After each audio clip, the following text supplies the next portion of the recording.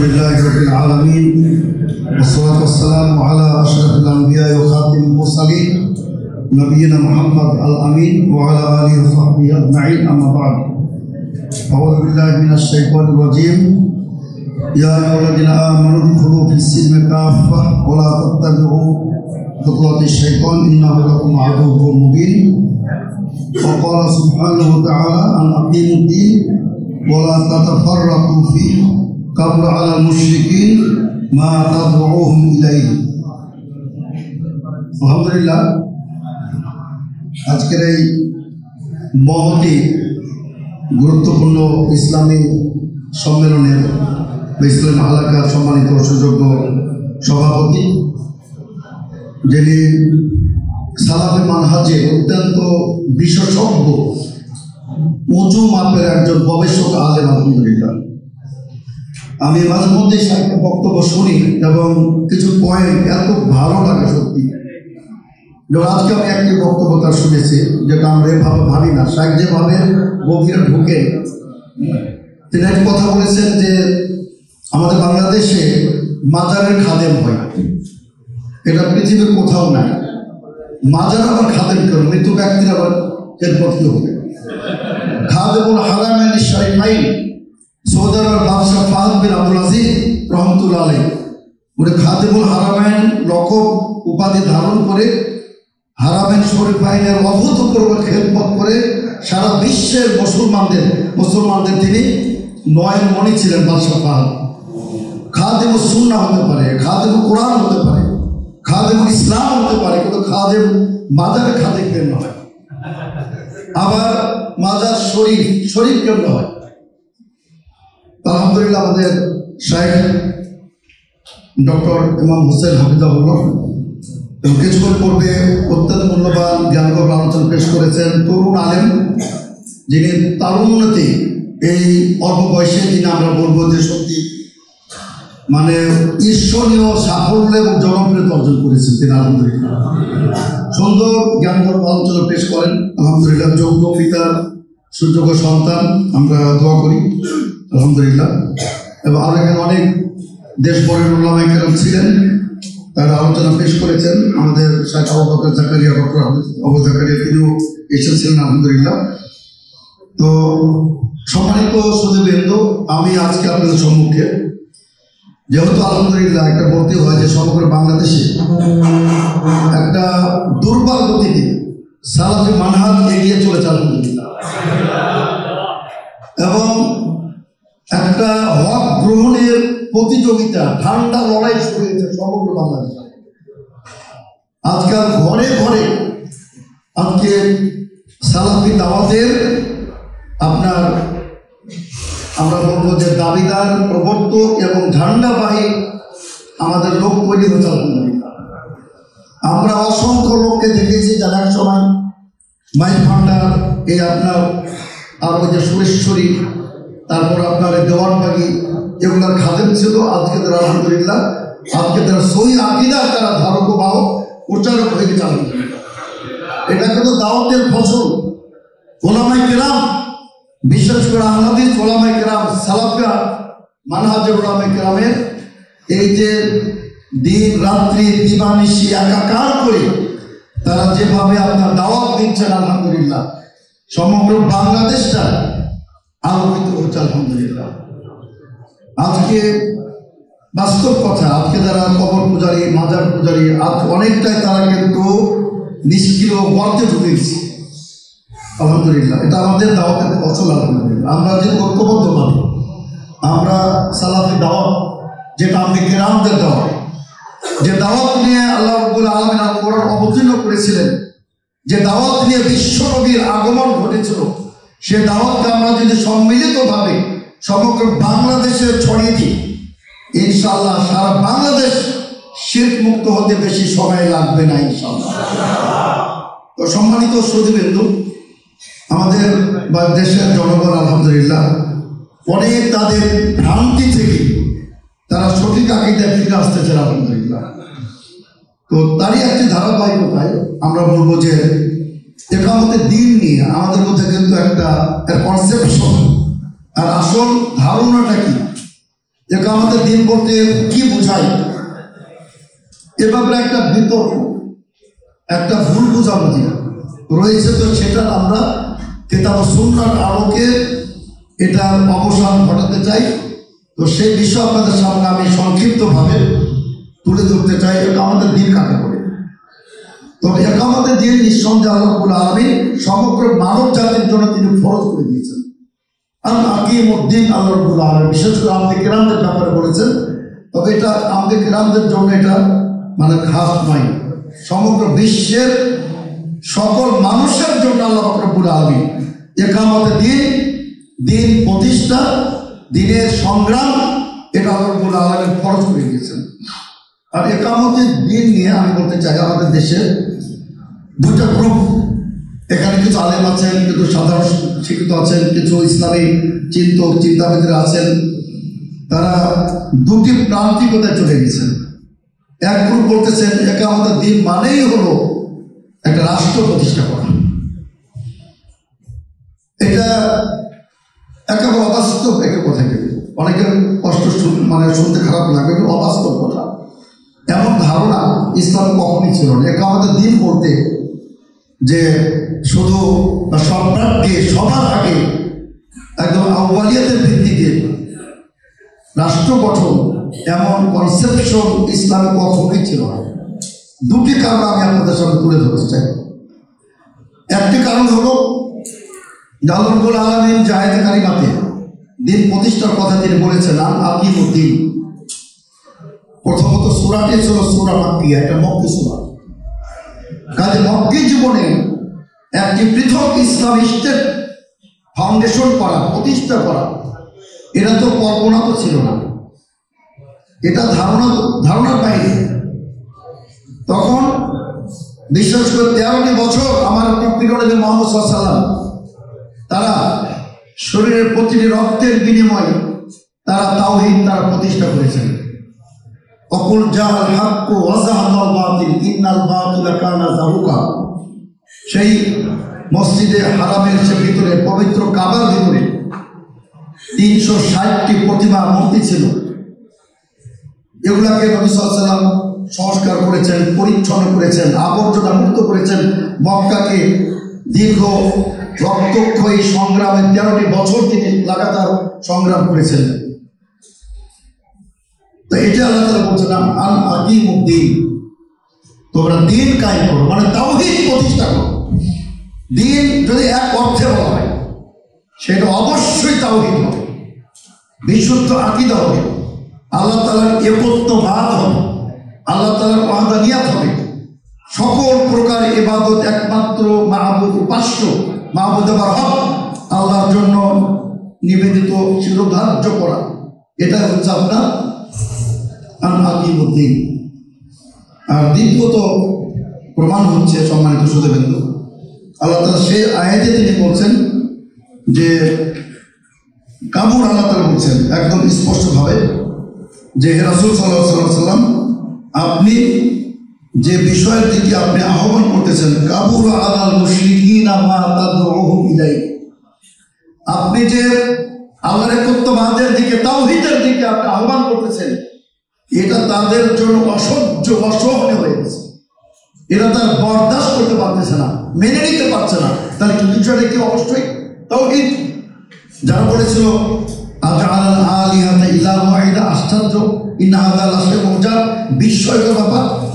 সমস্ত মাহবুদগুলোকে বরখাস্ত করে, বাতিল করে এক মাহবুদের আহ্বান জানাচ্ছে, এক মাহবুদ করে দিচ্ছে, এটা তো বিস্ময়কর ব্যাপার।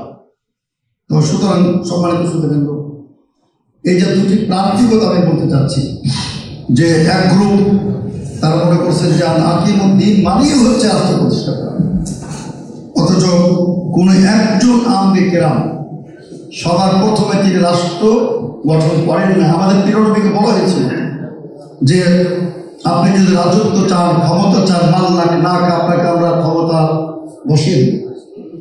আপনি যদি ধন সম্পদ চান, পৃথিবীর সমস্ত ধন সম্পদ আপনার পায়ের নিচে মিশে দেবেন। আপনি যদি বিশ্বের সুন্দরী রমণীকে বিয়ে করতে চান, জাওয়াজ নাকা, আপনাকে আমরা বিয়ে করিয়ে দেব। কিন্তু বিশ্বনবী তিনি কি বলেছিলেন যে এক হাতে সূর্য আর এক হাতে চন্দ্র এনে দিলেও আমি ওর দাওয়াত থেকে আমি পিছপা হব না। আর সমস্ত আম্বেকেরা তারা দাওয়াত দিয়েছেন। আল্লাহ রাব্বুল আলামিন ক্লিয়ার করেছেন, ওয়ালাকাদ বাআসনা ফি কুল্লি উম্মাতির রাসূলা আন ইউবুদুল্লাহ ওয়াজতানিবুত তাগুত। আল্লাহ বলছেন, আমি প্রত্যেক সম্প্রদায়, জাতির নিকট, গোত্রের নিকট, জনপদের নিকট আমি মিনিমাম একজন রাসূল প্রেরণ করেছি আহ্বান নিয়ে, আন ইউবুদুল্লাহ, একমাত্র আল্লাহর ইবাদত করো, ওয়াজতানিবুত তাগুত, আর তাগুতকে তোমরা প্রত্যাখ্যান করো। তো সম্মানিত সুযোগ, এটা ছিল প্রত্যেক আম্বিয়া কেরামের দাওয়াত। এক আল্লাহর একত্ববাদ, এটা মানুষের হৃদয়ের মণিকোঠাতে ঢুকিয়ে দিতে হবে, এবং এটা যতক্ষণ না ঢুকবে সম্মানিত সুযোগ ততদিন পর্যন্ত ইসলামী স্টেটও কায়েম হবে না। দেখুন, সিরাত ইবনে হিশাম সহ বিভিন্ন হাদিস গ্রন্থ বর্ণিত হয়েছে, আল্লাহ রাসূল সাল্লাল্লাহু আলাইহি ওয়াসাল্লাম তিনি বলেছিলেন, মক্কার বড় বড় কাফেরদেরকে, শীর্ষ কাফেরদের বলেছিলেন যে আতুনি কালিমাতান ওয়াহিদা, তোমরা আমাকে একটি বাক্যের স্বীকারোক্তি প্রদান করো। আল্লাহর কসম করে বলছি, তামলিকুনা বিহাল আরব ওয়া তাদিল্লু লাকুম বিহাল আজাম, সমস্ত আরবে তোমাদের নেতৃত্ব চলবে, একটি শুধু বাক্যের স্বীকৃতি প্রদান করো, এবং সমস্ত অনারব তোমাদের বশীভূত হয়ে যাবে। মানে তোমাদের কর্তৃত্ব, নেতৃত্ব, ক্ষমতা সমগ্র পৃথিবীতে তোমরা রাজত্ব করবে, শাসন তোমরাই করবে। শর্ত কি? একটি মাত্র বাক্যের স্বীকারোক্তি দিবে। আবু জাহল বলেছিল, ভাতিজা একটি কোনো 10টি বাক্য দেবো। আল্লাহ রাসূলকে কথাটি বললেন, তখন তারা চোরের মতো মাথা নিচু করে ওখানে পলায়ন করেছিল, এই বাক্য দিতে পারি না।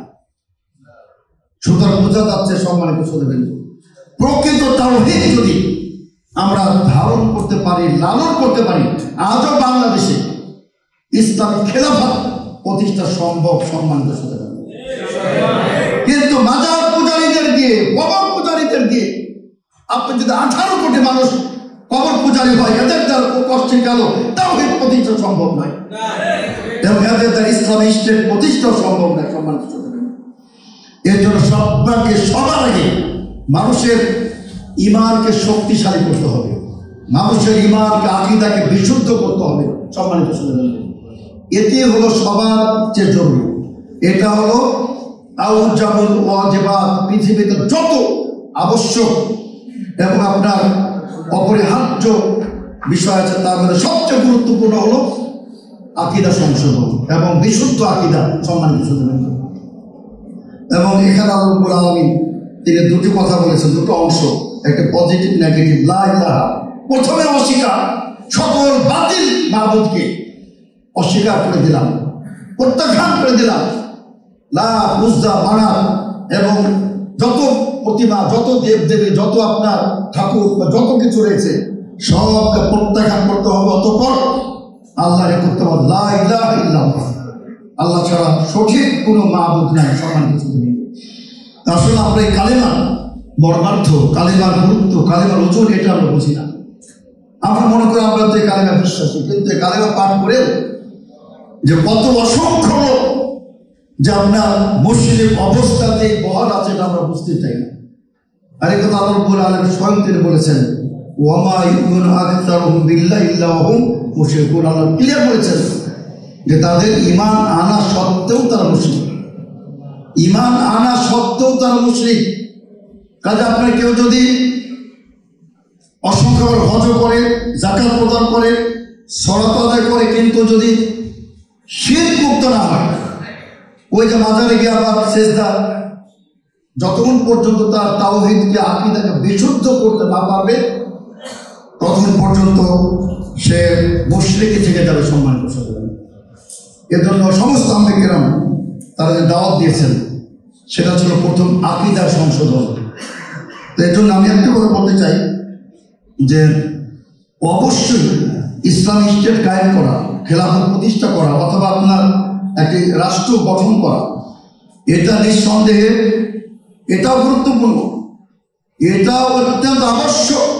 কিন্তু সেটা প্রথমত তাওহীদের মতো গুরুত্বপূর্ণ নয়, সেটা দ্বিতীয়ত তাদের জিয়া, সেটা পর্যায় করবে। সম্মানিত সুধীবৃন্দ,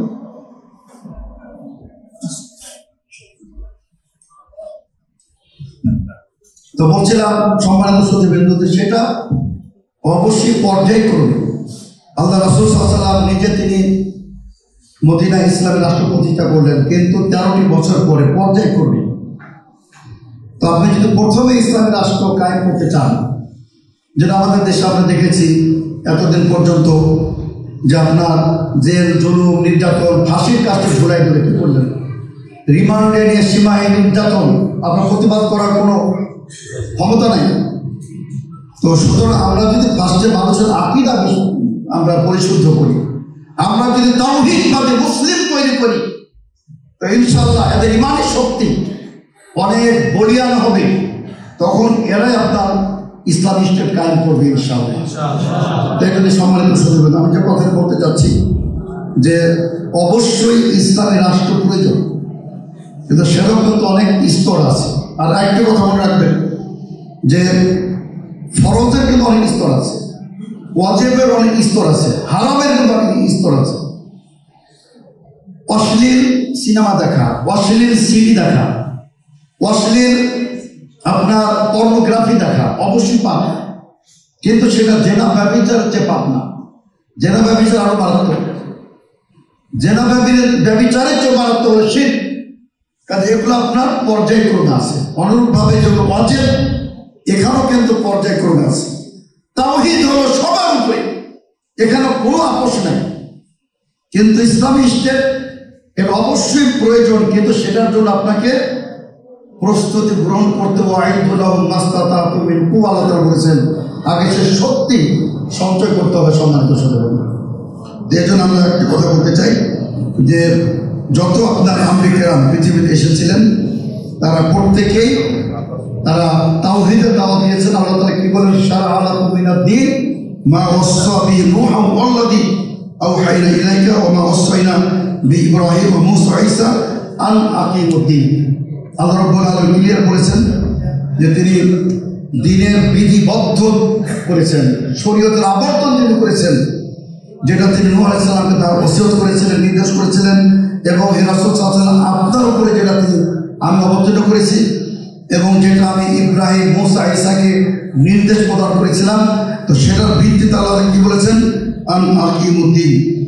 তো সম্মানিত শ্রোতাবৃন্দ, আন আকিমুদ্দিন এখানে আমাদের মানে ভুল বুঝাবুঝি কেন হয়? আমরা মনে করি প্রতিষ্ঠা মানে হয়তো রাষ্ট্র প্রতিষ্ঠা। দেখুন এখানে আমি একটা লেখা পেয়েছি চমৎকার, ডক্টর মাবরুক আতিয়া, তিনি এক চমৎকার কথা বলেছেন। দাদা আকিমুদ্দিন তিনি কেন বললেন? আরবিতে যারা আরবি ভাষায় যাদের পারদর্শী আছে আপনারা জানেন, যেমন আপনার আল্লাহ মানে তিনি একটি গ্রন্থ রচনা করেছেন, কিন্তু যখন বলবেন কওমা বিত-তালিফ, এটার গুরুত্ব বেড়ে যায়। তিনি গ্রন্থটি মানে একটি মূল্যবান গ্রন্থ রচনা করেছেন। এটা আরবি ভাষার একটা কনসেপ্ট, আরবি ভাষার একটা ব্যবহার। তিনি বলছেন যে একজন ডাক্তার যদি সাধারণ হয়, এটা কখনই এভাবে বলা যাবে না যে আপনার মনে করেন যে কওমা বিআদাই তিব, এটা বলা যাবে না। কিন্তু যখন একজন স্পেশালিস্ট, একজন বিশেষজ্ঞ ডাক্তার, ওর ব্যাপারে কি বলতে বলা যাবে যে কওমা বে ইজরা আমাদের জারাহিয়া, অথবা মনে করেন দেখ আমি ভাষার ব্যাপারে দেখাচ্ছি। তো আল্লাহ তাআলা আকিমুদ্দিন কেন বললেন যে একেবারে মানে পরিশুদ্ধভাবে একাগ্র চিত্তে দিন কায়েম করতে হবে, একাগ্র চিত্তে। আল্লাহ তাআলা সল্লু কেন বলেন নাই, কি বলেছেন? আকিমুস সালাত। সল্লু দু এক জায়গায় বলেছেন, প্রসঙ্গ মুসাল্লি বলেছেন, কিন্তু আকিমুস সালাত মানে সালাত কায়েম করা। সালাত কায়েম মানে হচ্ছে সম্মানিত শ্রোতাবৃন্দ যে বিশ্ব নবীর তরিকাতে আল্লাহ তাআলা কি বলছেন, আল্লাহ রাসূল কি বলেছেন, সল্লু কামা রাআইতুমুনি উসাল্লি, তোমরা যেভাবে আমাকে যে পদ্ধতিতে আমাকে সালাত আদায় করতে দেখো সেইভাবেই তোমাদেরকে সালাত আদায় করতে হবে। এজন্য আল্লাহ রাব্বুল আলামিন বলেছেন যে আকিমুস সালাত, সালাত পড়ার কথা বলা হয় নাই। মানে এখানে রুকুন, আরকান, ওয়াজিবাত এবং বিশ্বনবীর মেনহাজে, বিশ্বনবীর তরিকাতে সালাত আদায় করাই বলা হয় আকিমুস সালাত। সুতরাং আকিমুদ্দিন মানে বিশ্বনবীর তরিকাতে দিন প্রতিষ্ঠা করতে হবে পরিপূর্ণভাবে, তাওহীদের কোনো বিকল্প নেই। সম্মানিত শ্রোতাবৃন্দ, তা আমি এই কথাটা আপনাদের সামনে যেটা সংক্ষিপ্ত বলতে চাচ্ছিলাম যে আমাদের অসাতিয়া যেটা মধ্যপন্থা এখানে আমাদের অবশ্যই গ্রহণ করতে হবে। আমাদের মধ্যে কিছু লোক বলেন যে না, রাষ্ট্রের কোনো প্রয়োজনীয়তা নাই অথবা কোনো অবস্থাতে ভোটও দেওয়া যাবে না। এই বিষয়গুলো কিন্তু আমাদের দেখতে হবে যে কিবারুল উলামা, বিশ্বের বড় বড় উলামা কিরাম তারা কি বলেছেন। তারা সালাফি আলেম ছিলেন এবং সালাফিদের তারা ইমাম তারা ছিলেন। আল্লামা শাইখ সালেহ আল উসাইমিন রহমাতুল্লাহ আলাইহি তিনি বলছেন, অবশ্যই তারাও বলেছেন যে আপনার প্রথমত যেটা গণতান্ত্রিক প্রথা, যখন আল্লাহ রাসূল সাল্লাল্লাহু আলাইহি ওয়াসাল্লাম তিনি রাষ্ট্র পরিচালনা করেছেন, তিনি সমগ্র মদিনা মক্কা মদিনার তিনি শাসক ছিলেন, কিন্তু তিনি কোশ্চিন কারণ ভোটের মাধ্যমে ক্ষমতা গ্রহণ করেন নাই। এ কথা কিন্তু একদম সর্বজন বিদিত। আল্লাহ রাসূল সাল্লাল্লাহু আলাইহি ওয়াসাল্লাম গণতান্ত্রিক পদ্ধতিতে তিনি কখনোই তিনি ক্ষমতায় আসীন হন নাই, এ কথা অস্বীকার করা যাবে না। পরবর্তীতে আবু বকর সিদ্দিক খোলাফা রাশিদিনের কেউ কিন্তু ভোটাধিকার প্রয়োগ করে গণতান্ত্রিক পদ্ধতিতে তারা কেউ খলিফাতুল মুসলিমের বা আমিরুল মুমিনিন কেউ নির্বাচিত বা মনোনীত হন নাই। তারা সবগুলাই প্রত্যেকে তারা খেলাফতের মাধ্যমে। তো এর জন্য সম্মানিত সুধীবৃন্দু, আমরা কথা বলবো যে ইসলাম আপনার কেবলমাত্র খেলাফতকে, তবে তারা বলেছেন যে আমার শাইখ বলতেছেন যে এই গণতান্ত্রিক পদ্ধতিতেও আপনি যদি এখানে একদম টোটাল যদি আপনি দেশের শাসন কার্য সাধারণ মানুষের হাতে ছেড়ে দেন, ওখানে চোর বাটপার ফাঁসের দুর্নীতিবাদরা আসবে, তার ক্ষমতা দখল করে নেবে। তখন একটা এমন সময় আসবে যে আপনি সরাতে আদায় করতে পারবেন না। যেমন ফেরাউন বন্ধ করে দেন মুসা সাল্লামের সময়। ফেরাউন প্রকাশ্যে সলাত আদায় করার প্রতি নিষেধাজ্ঞা জারি করেছিল। আল্লাহ তাআলা কি বললেন, ওয়াজআলু বুয়ুতাকুম কিবলা, তোমরা প্রত্যেকে ঘরে ঘরে সলাত আদায় করো। তার কারণ বাইরে গেলে ফেরাউন হত্যা করে ফেলবে। তো শাসন ক্ষমতা যদি আপনার সব সেকুলারদের হাতে চলে যায়, নাস্তিকদের হাতে চলে যায়, এজন্য আপেক্ষিক নিসবাতান তুলনামূলক আপনি যারা একটু ভালো মানুষ তাদেরকে আপনার ভোট দিতে হবে। আমি তার ভাষা বলে তিনি বলতেছেন যে আমি মনে করি কখনো কখনো নির্বাচনে অংশগ্রহণ করা এটা ওয়াজিব। আমরা যাদের ব্যাপারে মনে করি তার মধ্যে কল্যাণ আছে, এদেরকে নিযুক্ত, এদেরকে ভোট দেওয়া, মনোনীত করা, এটা আমাদের মধ্যে ওয়াজিব হয়ে যাবে। এর জন্য সম্মানিত সুধীবৃন্দ, এবং তিনি বলছেন ইদা তাকা আসাহুল খাইরি ও মাই ইয়াহুল্লু মাহাল্লাহুম, তিনি বলছেন যে সায়াহুল্লু মাহাল্লাহুম আও শিরকি আও শারকি। তিনি বলছেন যে আমরা যদি সবাই যদি সরে আসি তাহলে তাদের জায়গায় স্থলাভিষিক্ত যত খারাপ লোকেরা রয়েছে। এই জন্য আমরা বলবো, এবং স্যার বিম্বা তাকে চমৎকার কথা বলেছেন যে উদ্দেশ্য হবে যে ক্ষমতার সিস্টেমটাকে পরিবর্তন করে দাও, আস্তে আস্তে আপনি এটা খেলাফতে নিয়ে যাবেন। এই উদ্দেশ্যে কিছু ভালো লোককে আপনি ভোট দিতে পারেন। এটা কিন্তু আপনার একটা মধ্যপন্থা আমরা মনে করি। ওকাদারকে জাআলনাকুম উম্মাতান ওয়াসাতা। কিন্তু এ কথা মনে করা যে আমাদের দিন মানে আপনার রাষ্ট্র প্রতিষ্ঠা করা, একে আমাদের দিন মানে ভোট করা, একে আমাদের দিন মানে গণতন্ত্র প্রতিষ্ঠা করা। আসলে গণতন্ত্র শব্দটা আমাদের অবশ্যই সতর্কতার সাথে এটা ব্যবহার করা উচিত। আমরা ফিল করি তার কারণ গণতন্ত্র শব্দটা এটা কোনো ইসলামের পরিভাষা না, আর এটা কোনো মুসলিমদের এটা কোনো আবিষ্কার না, এই পরিভাষাটা। এর জন্য আমরা একটি কথা বলতে চাই যে আমরা অবশ্যই আমরা আমাদের বাংলাদেশে একটি স্বাধীন সার্বভৌম দেশপ্রেমিক সরকার আমরা চাই। এখানে আপনার কিন্তু সহযোগিতা অবশ্যই থাকবে। তবে আমরা মনে করি আমরা যদি সারা বাংলাদেশের মানুষকে তাওহীদ মুখী করতে পারি, আকীদা মুখী করতে পারি, তাহলে এদের মাধ্যমে যেমন 5ই আগস্ট একটা বিপ্লব আমরা দেখলাম, এই তাওহীদবাদীদের মাধ্যমে একটা বিপ্লব সৃষ্টি করা সম্ভব। সম্মানিত তো সুতরাং আমাদের আপনার এই দাওয়াতি কার্যক্রমকে আমাদের বাংলাদেশে এটা ব্যাপকভাবে ছড়িয়ে দিতে হবে সম্মানিত সুধীবৃন্দ। এবং আমরা অবশ্যই মনে করি যে যে সমস্ত আম্বে কেরামের দাওয়াতের কিন্তু মূল মন্ত্রই ছিল লা ইলাহা ইল্লাল্লাহ, তাওহীদ প্রতিষ্ঠা। আমরা তাওহীদকে কেন এত গুরুত্ব দিই? তার কারণ তাওহীদ ব্যতিরেকে আপনার কোনো আমল আল্লাহ তাআলা গ্রহণ করবেন না। ও কাদিমনা ইলা মা আমিলু আমালিন ফাজআলনাহু হাবা'আন মানসুরা বলছেন তাদের সমস্ত আমলকে আমি ধূলিসাৎ করে দেব। এখানে একটি বিষয় সম্মানিত সুধীবৃন্দ, আপনি যখন দেখবেন যে আমরা তো সবাই কম বেশি কিছু পাপ করি, প্রত্যেকে কেউ বেশি করে কম করে প্রকাশ্যে গোপনে কাবিরা সাকিরা সব আমরা করি, কিন্তু কোনো পাপের কারণে অন্য নেকিগুলা কিন্তু নষ্ট হবে না। নাউযুবিল্লাহ, আপনি জেনাবে বিচার করেছেন আস্তাগফিরুল্লাহ, কিন্তু আপনার হজটা কিন্তু বাতিল হবে না। কিন্তু শিরক যদি করেন, আপনি যদি একবার গায়রুল্লাহ নামে সিজদা করেন, তার কাছে কিছু প্রার্থনা করেন, তার কাছে কিছু আশা করেন, তাহলে কিন্তু আল্লাহ রব্বুল আলামিন আপনার সকল ইবাদতকে তিনি ডিলিট করে দেবেন, নিমিষে শেষ হয়ে যাবে। তো এর জন্য আমরা বলি যে আমাদের মানুষের তাওহীদকে, আকীদাকে আমাদের বিশুদ্ধ করতে হবে সম্মানিত সুধীবৃন্দু। আর যতক্ষণ পর্যন্ত আপনার আকীদা বিশুদ্ধ হবে না, আপনার কানাকড়ি মূল্য নেই, কানাকড়ি মূল্য নাই। কিয়ামতের কঠিন দিনে আপনার কোনো ওজন হবে না সম্মানিত সুধীবৃন্দু, আপনার কোনো ওজন হবে না। আমি আপনাদের সম্মুখে সহিহ বুখারীর একটা হাদিস বলতে চাই। বিশ্বনবী বলেন, ইন্নাহু লা ইয়াতির রাজুলু সামিনুল আযীম ইয়াওমাল কিয়ামাহ ফালা ইয়াজিনু ইনদাল্লাহি জানাহা বাউযাতিন।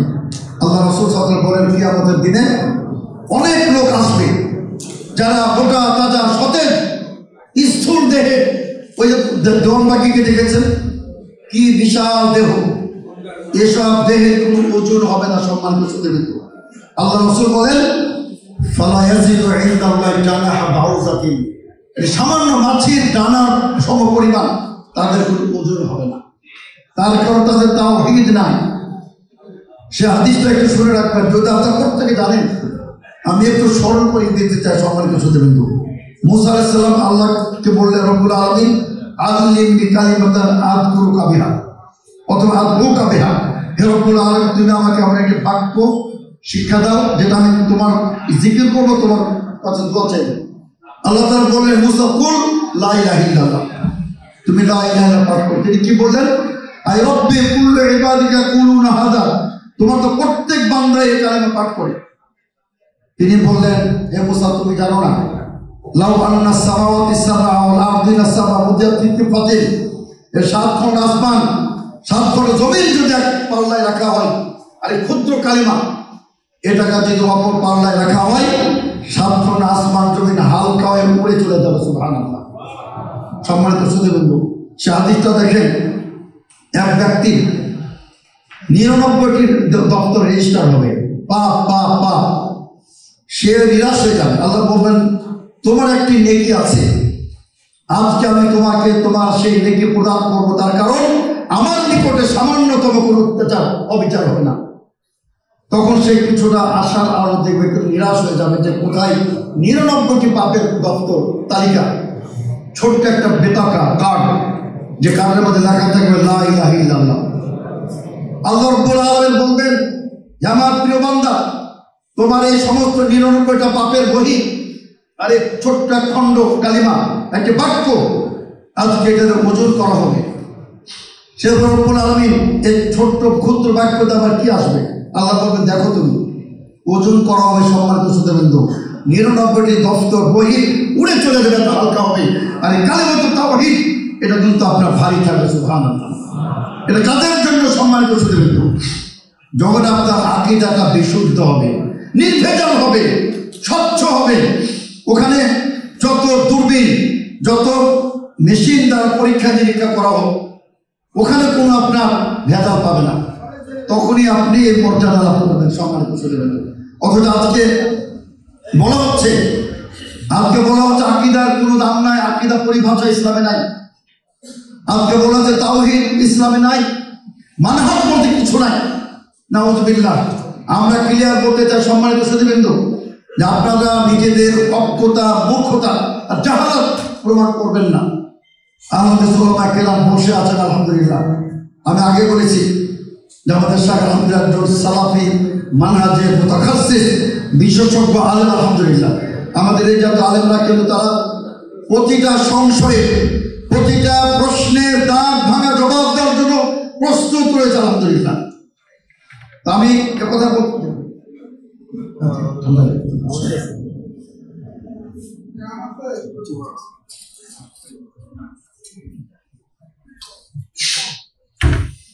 আমি বলছিলাম সম্মানিত সুধীবৃন্দ,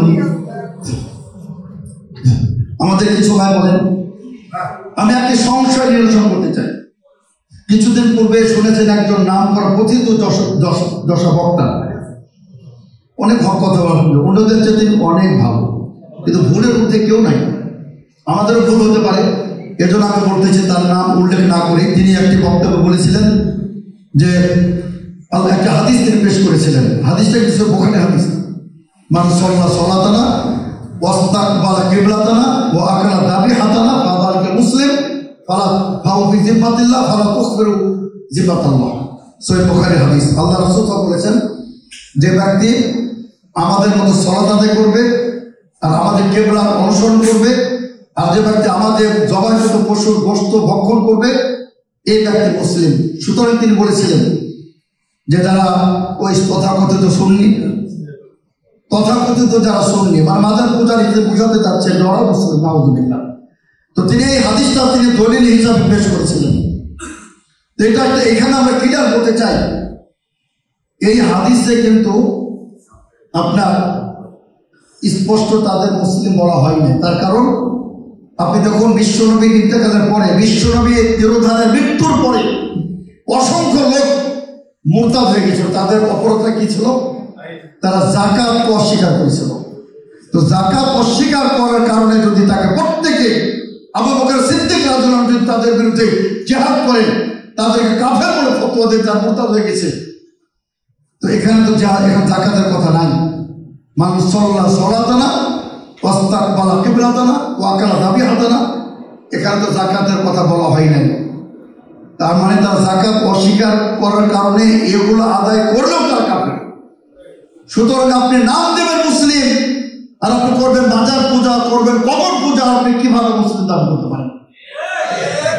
কারণ আমরা ক্লিয়ার করতে চাই সম্মানিত সুধীবৃন্দ, যে যারা গায়রুল্লাহর কাছে চাইবে আর পশ্চিমকার মুসলিম হতে পারে না। সম্মানিত সুধীবৃন্দ, যারা কবর পূজা করবে তারা পশ্চিমকার মুসলিম হতে পারে না।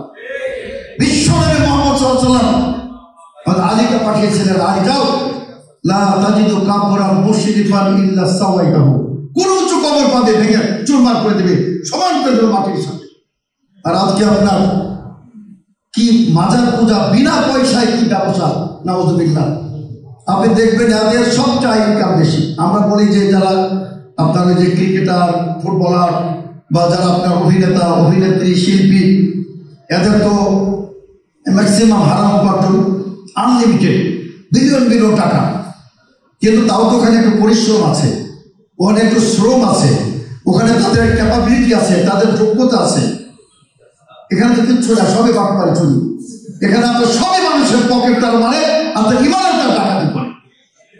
এই জন্য সম্মানিত সুধীবৃন্দ, আমরা ক্লিয়ার করতে চাই যে এই মাজার পূজারীদের দিয়ে পশ্চিম কোনো পৃথিবীতে কোনো বাংলাদেশে কোনো কোথাও কোনো ইসলাম স্টেট কায়েম করা সম্ভব নয়। সম্মানিত সুধীবৃন্দ, আমরা দু একজনের বক্তব্য শুনে আমরা কিন্তু তাদের দিকে ঝুঁকে পড়ি। এক আব্বাসী সাহেব, আমি ক্লিয়ারে বলতেছি, মাঝে মাঝে ভালো সাক্ষাৎকার দেন, সৌদি আরবের পক্ষে কথা বলেন, মুসলিম উম্মার ঐক্যের পক্ষে কথা বলেন, নাস্তিকদেরকে দাঁত ভাঙা জবাব দেন, সব ভালো আলহামদুলিল্লাহ। কিন্তু যার আকীদায় ঠিক নাই তাদের কি আশা করা যেতে পারে? সম্মানিত সুধীবৃন্দ, এজন্য আমরা আহ্বান জানাতে চাই, আব্বাসী সাহেব সহ আজকে পড়তে চলে গেছে কাফিরউদ্দিন, এত হুঙ্কার দিত, পড়তে চলে গেছে, আজকে সে তাহেরি।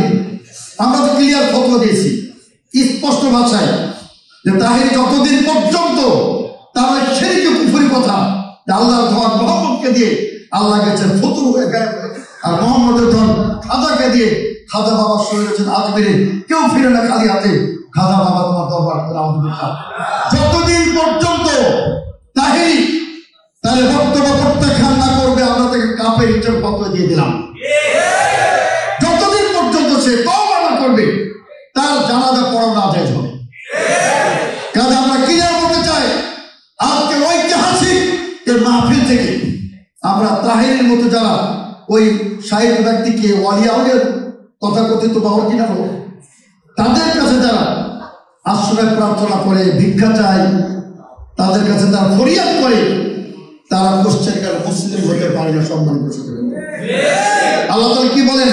ওমান আদাল্লু মিম্মান ইয়াদউ মিন দুনিল্লাহি মান লা ইস্তাজিবু লাহু ইলা ইয়াউমিল কিয়ামা। তার চেয়ে বড় পথভ্রষ্ট হতে পারে যে এমন বস্তুর কাছে প্রার্থনা করে যে তার আহ্বান কিয়ামত পর্যন্ত সাড়া দিতে পারবে না। সম্মানিত সুধী, কোন ব্যক্তি যদি সারা জীবন যদি সূর্যকে বলে আমি তোমার বান্দা, তোমার উপাসনা করি, তুমি আমার উপকার করো, সূর্য কিন্তু খবরে রাখবেন। ওহুম আন দুআইহিম গাফিল। আল্লাহ বলছেন তারা তাদের দোয়া থেকে বেখবর, খবরে রাখে না। সারা জিন্দেগি যদি আপনি ওই প্রতিমার কাছে, দেবদেবীর কাছে, কালী সরস্বতীর কাছে প্রার্থনা করেন, ওই কালী দুর্গা তো তারা খবরই রাখবে না। তার কারণ তারা তো চেতনাহীন, অনুভূতিহীন, তার বাকহীন, তার শক্তিহীন, তার নিজেরাই অসহায়। সম্মানিত সুধীবৃন্দ, এক সাহাবী তিনি কিভাবে মুসলিম হলেন? তিনি আপনার একটা তার একটা প্রতিমা ছিল, তার একটা মূর্তি ছিল। ওটা দেখে তিনি একটু দূরে গেছেন, দেখেন যে ওটার উপরে একটা কুকুর এসে প্রসাব করে দিল। তো তিনি দেখলেন আস্তাগফিরুল্লাহ, আমার দেবতা, আমার এই মাবুদ একটা প্রসাব করে দিল। প্রসাব সে কুকুরকে বাধা দিতে পারবো না, নিজে এত অসহায়, সে আমাকে একটু উদ্ধার করবে। সম্মানিত সুধীবৃন্দ, এই জন্য আমরা বলতে চাই যে আপনার বিবেকের তালা খুলে দিন। সম্মানিত সুধীবৃন্দ, আপনার বিবেককে কাজে লাগান যে আপনি সেই আল্লাহ পাক রব্বুল আলামিন যিনি সমস্ত নবমণ্ডল ভূমণ্ডলের সৃষ্টিকর্তা, আর সেই আল্লাহকে বাদ দিয়ে আফিল্লাহি শাক্কুন ফাতিরিস সামাওয়াতি ওয়াল আরদ। আল্লাহ বলছেন সে আল্লাহর ব্যাপারে সন্দেহ আছে যিনি সমস্ত আসমান জমিনের যিনি সৃষ্টিকর্তা। সম্মানিত সুধীবৃন্দ, আল্লাহ তাআলা ক্লিয়ার করেছেন হাদা খালকুল্লাহ, আবার সৃষ্টি। ফারুনি মাদা খালাকাল্লাযিনা মিন দুনি। আল্লাহ বলছেন আমি ছাড়া কে কি সৃষ্টি করো, তোমরা চ্যালেঞ্জ, তোমরা প্রমাণ পেশ করো। আল্লাহ বলছেন চন্দ্র, সূর্য, গ্রহ, নক্ষত্র, পাহাড়, পর্বত, সাগর, মহাসাগর, গাছপালা সব আমার সৃষ্টি। আল্লাহ ছাড়া কে কি সৃষ্টি করেছে? আল্লাহ তাআলা ক্লিয়ার বলেছেন লা ইয়াখলুকু ওয়ালা যুবাবান, তারা একটা মাছিও সৃষ্টি করতে পারবে না। এই জন্য সম্মান করতে দেবেন, আমাদের তাওহীদকে সম্মান করতে দেবেন, বিশুদ্ধ করতে হবে। আল্লাহ তাআলা ক্লিয়ার বলেছেন আল্লাযীনা আমানু ওয়া লাম ইয়ালবিসু ঈমানাহুম বিযুলম উলাইকা লাহুমুল আমনু ওয়া হুম মুহতাদুন।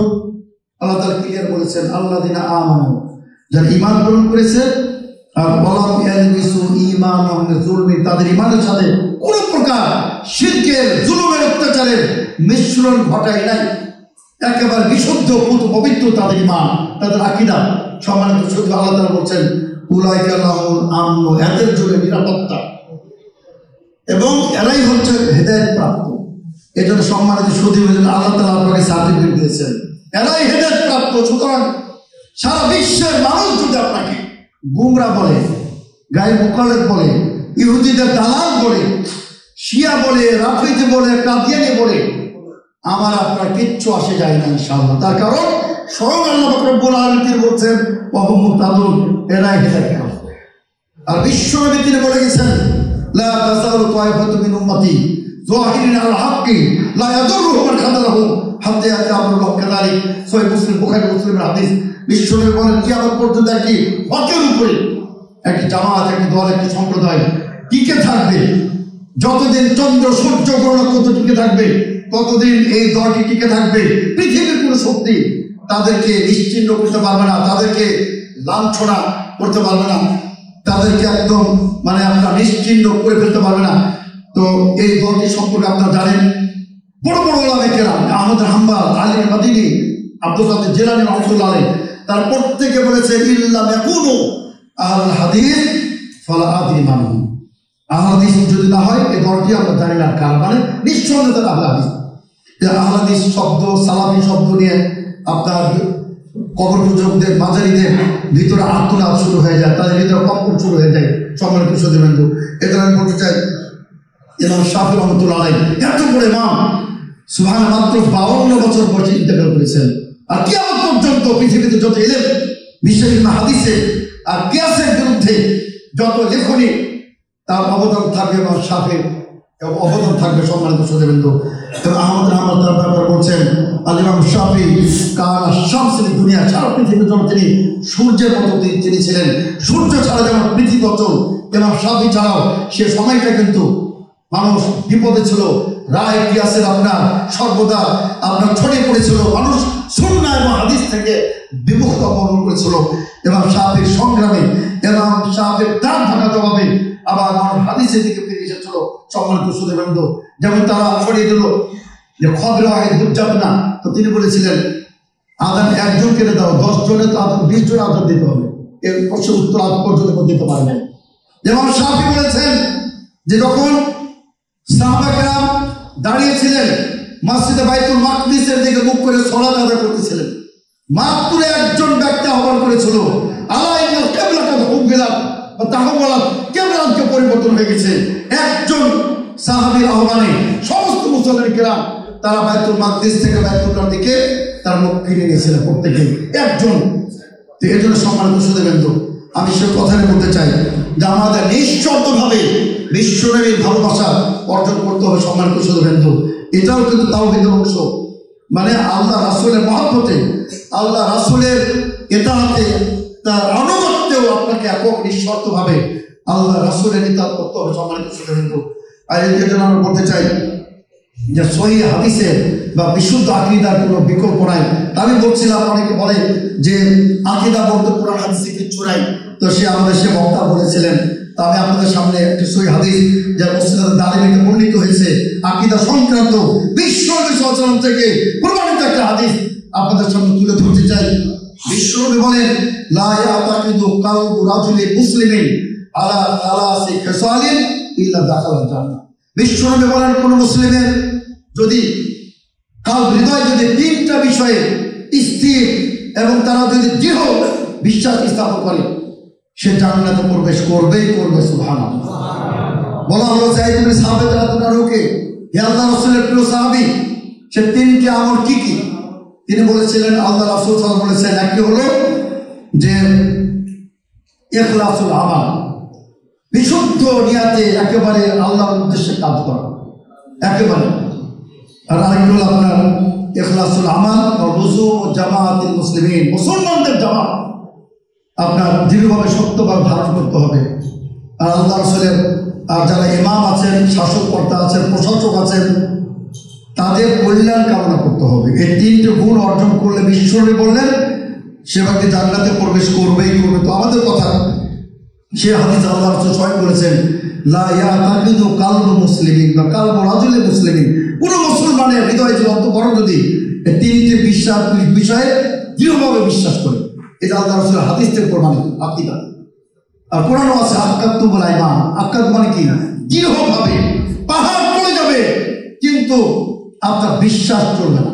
সম্মান, এটা হলো আকীদা সম্মানিত সুধীবৃন্দ। গিরা দেওয়া, একটা গিরা লাগাইলে কিন্তু সহজে খোলা যায় না, শক্ত গিরা, অটুট বন্ধন, শক্তিশালী বন্ধন।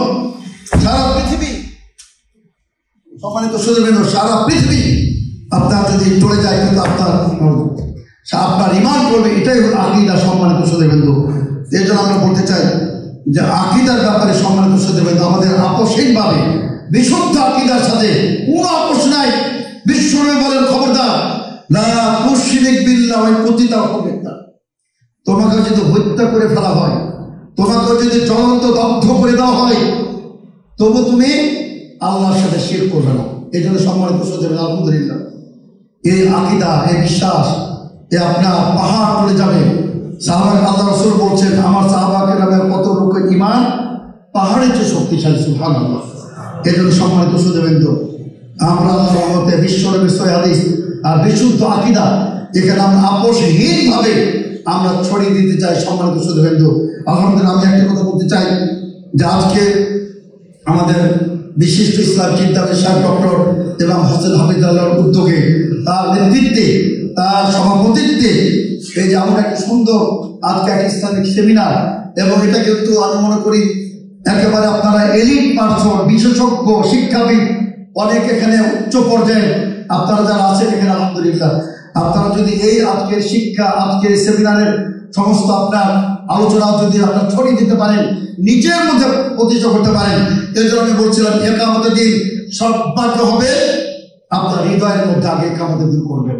আগে নিজেকে আগে সবার আগে শিরক করতে পারেন, নিজের ভিতরে বিশ্বরের মহাব্বত কায়েম করেন। সম্মানিত শ্রোতাবৃন্দ, দিল মে খাজা বাবা, ওই যে বলবেন দিল মে খাজা বাবা, ওই লোকের দ্বারা আপনার কোশ্চেন করো পৃথিবীর উপকার হবে না। সম্মানিত শ্রোতাবৃন্দ, এই জন্য আমরা বলতে চাই সম্মানিত শ্রোতাবৃন্দ যে আমাদের একেবারে পিওর ভাবে সম্মানিত শ্রোতাবৃন্দ নির্ভেজাল তাওহীদ আমরা যদি লালন করি, সেই ইব্রাহিম চেতনা সে আমরা যদি লালন করি, নির্ভীকভাবে চিন্তা করছেন একজন মাত্র ব্যক্তি কিভাবে সব ভেঙে চুরমার করে দিল, কি তার সাহস ছিল, নির্ভীক অকুত ভয় আপসহীন তিনি ছিলেন। তো আমরাও সম্মানিত শ্রোতাবৃন্দ আমরা কোশ্চেনকার বাতিলের সামনে আমরা কোন বাধা নত করতে পারি না।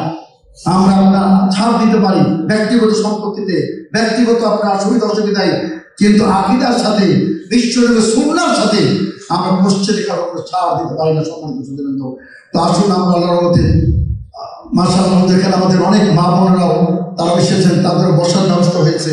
তা আমি তাদের ব্যাপারে একটা কথা বলতে চাই যে যেহেতু সময় আমাদের শেষের দিকে, যে বিশেষ করে যারা সালাফি আকীদার মেয়ের আলহামদুলিল্লাহ এদের ব্যাপারে আল্লামা শায়েখ আপনার মুকবেল ইয়ামান দেশের একজন বড় আলেম, তিনি বলেছেন যে পৃথিবীতে না মানে স্বর্ণ রূপ ডায়মন্ডের চেয়ে মূল্যবান, এমনকি জান্নাতের হুরের চেয়ে আল্লাহ সালাফি মেয়েরা বেশি মূল্যবান আলহামদুলিল্লাহ। তার কারণ তারা ভণ্ড পীরের কাছে তারা ইজ্জত বিক্রি করে না, কিন্তু অসংখ্য লোক আমাদের বিশেষ করে যারা বেদাতে লিপ্ত, যারা প্রসে লিপ্ত, তারা তাদের নিজের বোন মা স্ত্রীদেরকে ভণ্ড পীরদের হাতে তুলে দেয় নাউযুবিল্লাহ। এর জন্য আমরা বলতে চাই ইজ্জত এটা আপনার রক্ষা করতে হবে। আর সবচেয়ে বড় ব্যাপার যে যেহেতু আমাদের বোনেরা আসছেন, মায়েরা আছেন, আমি শুধু একটা কথা বলতে চাই যে আপনাদের ব্যাপারে আমাদের জাতীয় কবি যে চমৎকার কথা বলেছেন, আমরা যেটা বিশ্বাস করি পৃথিবীতে যা কিছু রয়েছে কল্যাণকর, অর্ধেক তা করিয়েছে নারী আর অর্ধেক তা করিয়েছে নর। সুতরাং বিশ্বনবীর কথা তিনি বলেছেন বিদায় হজের মধ্যে, তিনি বলেছেন আমি তোমাদেরকে নারী জাতির প্রতি সৎ ব্যবহারে উপদেশ প্রদান করতেছি। সুতরাং ইসলাম নারীদেরকে সাথে নিয়ে চলে। সম্মানিত শ্রোতাবৃন্দ, ইসলাম নারীদেরকে যেভাবে মায়ের মর্যাদা দিয়েছে, একজন সাহাবী এসে বললেন রাসূল সাল্লাল্লাহু আলাইহি ওয়াসাল্লাম নাসাই সহিহ হাদিস আমি জিহাদে যেতে চাই।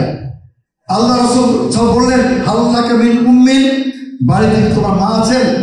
তিনি বললেন রাসূল সাল্লাল্লাহু জি আমার মা আছেন। বিশ্বনবী বললেন যাও তোমাকে জিহাদে যেতে হবে না, তুমি যাও তোমার মায়ের সম্মান করো, ফালজাম ফাইনাল জান্নাতা তাহাদের ইজলাই নাসাই সহিহ হাদিস, যে তুমি তোমার মায়ের সেবা করো, সম্মান করো, খেদমত করো, তোমার মায়ের পায়ের নিচে তোমার জান্নাত। সুবহানাল্লাহ।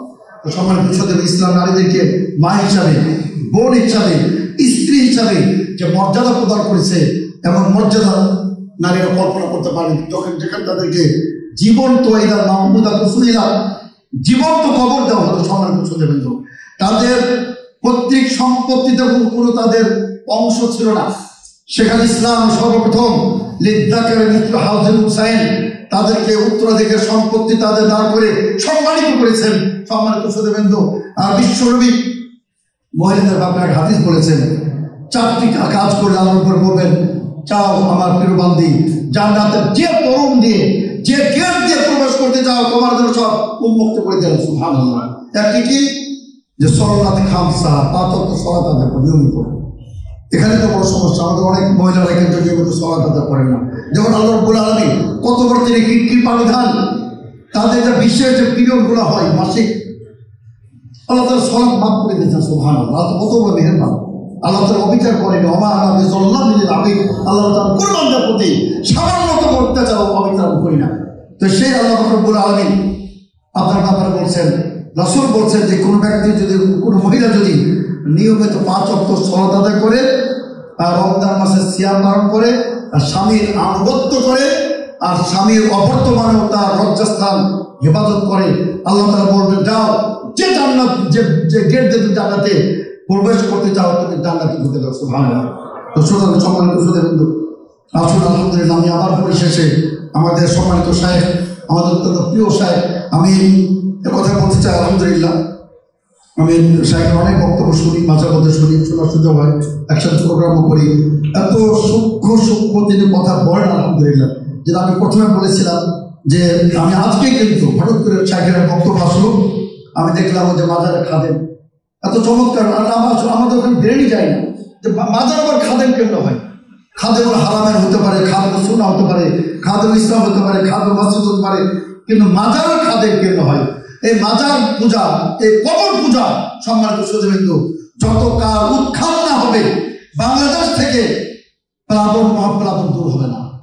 যতদিন বাংলাদেশ থেকে শিখ বেদাত উৎখাত না হবে, মাজার পূজা স্কুল খানি মিলাদ বন্ধ না হবে, বাংলাদেশে দুর্ভিক্ষ থাকবে, অনটন থাকবে। সম্মানিত সুধীবৃন্দু তাওহীদ প্রতিষ্ঠা করে ইনশাআল্লাহ রব্বুল আলামিন এখানে স্বর্ণের খনি দিয়ে দেবেন ইনশাআল্লাহ। যেটা সৌদি আরবে আগে সংকট ছিল, সৌদি আরবে কিন্তু চারিমাম ছিল, সৌদি আরবেও বেশ কিছু মাজার ছিল, এগুলো আলহামদুলিল্লাহ বাংলাদেশে কমপক্ষে 15 গুণ বড়। সমস্ত সৌদি আরবে একটা ভণ্ডপীর পাবেন না, একটা মাজার পাবেন না আলহামদুলিল্লাহ। তাওহীদের প্রতিষ্ঠা একটা রাষ্ট্র, ওরকম একটা রাষ্ট্র আমরা বাংলাদেশে চাই, যেটা শিরক মুক্ত হবে, মাজার মুক্ত হবে, কবর মুক্ত হবে, দুর্নীতিবাদ মুক্ত হবে। সম্মানিত সুধীবৃন্দু এই যে আমরা জীবন নাম শুনে নেই, কি সাইফুজ্জামান ভূমি মন্ত্রী, সব পত্রিকা আসছে, প্রথম আলোতে আসছে যে তার বিশ্বে 500টি বাড়ি নাউজুবিল্লাহ, পরের দিন আসলো 600টি বাড়ি। কত দরকার কি সম্মানিত সুধীবৃন্দু। আল্লাহ ভীতি না থাকলে আমরা সব করতে পারি। এজন্য আসুন আমরা আল্লাহকে ভয় করি প্রকাশ্যে এবং গোপনে। ইনশাআল্লাহ আমরা আমাদের মধ্যে আল্লাহ ভীতি আসবে, দেশপ্রেম আসবে, মানুষের প্রতি আমাদের ভালোবাসার সৃষ্টি হবে। আর আমি পরিশেষে আবারও আমাদের সম্মানিত শাইখ ডক্টর বিশেষ শিক্ষাবিদ, ইসলামী চিন্তাবিদ, সমাজ সংস্কারক শাইখ ডক্টর ইমাম হোসেন সাহেব হাফেজুল্লাহ অসংখ্য ধন্যবাদ জ্ঞাপন করে। আর আপনারাও মাশাআল্লাহ দূর দূরান্ত থেকে, আমাদের সিলেট থেকে আমাদের আপনার আব্দুল সবর চৌধুরী সাহেব, কালাম মোহাম্মদ সাহেবরা, তারা প্রায় 14-15 জন, আর ভাই আব্দুল মুনাইম সাহেব লন্ডন প্রবাসী, এই যে তারা আলহামদুলিল্লাহ যেভাবে এসেছেন, এইভাবে আমাদের কিন্তু সফর করতে হবে, যেখানে ভালো ইসলামী আলোচনা হবে, সালাফ উলামা আলেমরা যেখানে থাকবেন, এদেরকে সম্মান করবেন, ভালোবাসবেন। সম্মানিত সুধীবৃন্দু আর এইভাবে আপনি অ্যাটেন্ড করবেন, যে কোনো প্রোগ্রামকে আপনার সাফল্যমণ্ডিত করবেন। বাধা আসলে সে বাধা আপনারা প্রতিহত করে চেষ্টা করবেন ইনশাআল্লাহ। বাতিল শক্তি তাদের হৃদয় কম্পন সৃষ্টি করতে হবে যে না, বাধা দেওয়া যাবে না। আমরা ঐক্যবদ্ধ হয়েছে আলহামদুলিল্লাহ। আমি প্রশ্নগত সাহিত্য বলেছি আলহামদুলিল্লাহ, আপনার মধ্যে একটা গ্রহণযোগ্যতা আছে সবার নিকট আলহামদুলিল্লাহ। আপনি ওলামাদের বসে একটু ঐক্যবদ্ধ করার কাছাকাছি নিয়ে আসার চেষ্টা করেন, আমরা সবসময় প্রস্তুত আছি আলহামদুলিল্লাহ। তা আমি আবার ধন্যবাদ জানিয়ে মহান আল্লাহ নিকট তৌফিক কামনা করে আমি আমার সংক্ষিপ্ত কথা এখানে শেষ করছি। ওয়া আখিরু দাওয়ানা আলহামদুলিল্লাহি রাব্বিল আলামিন। আসসালামু আলাইকুম ওয়া রাহমাতুল্লাহি ওয়া বারাকাতুহু।